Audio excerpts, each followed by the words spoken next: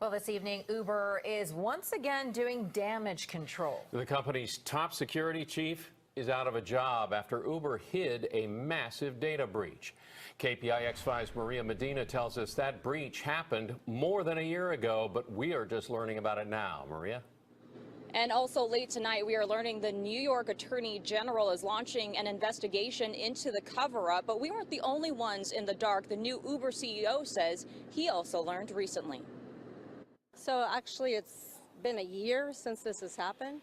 Wow. Former Uber driver Maria Barreto had no idea she was at risk. I'm probably going to go home and try to find out if my information was taken. A pair of hackers discovered an archive of 57 million Uber riders and drivers, stealing names, email addresses, phone numbers, as well as license numbers of 600,000 Uber drivers. It's very curious to me, if you actually know who the hackers are, then why wouldn't you report them to the authorities? Instead, Uber agreed to pay the two hackers $100,000 to delete the data and keep the breach quiet.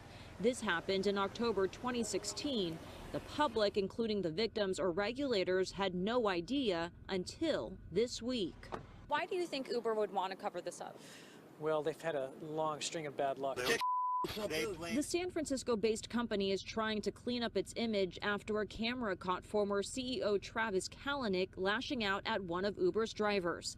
It's also facing several criminal probes by the government and dozens of lawsuits. It's going to be interesting to see how Uber responds to this. Uber did fire Chief Security Officer Joe Sullivan this week for the data breach cover-up, but CNET executive editor Ian Scherr says Uber still has a lot of answers to give its customers and employees. They have to prove to us that they're serious about this stuff to keep our trust. Bay Area tech expert Russ Hancock agrees. When something happens like this, always the best policy is transparency. So had Uber been forthcoming, they wouldn't be taking the black eye right now.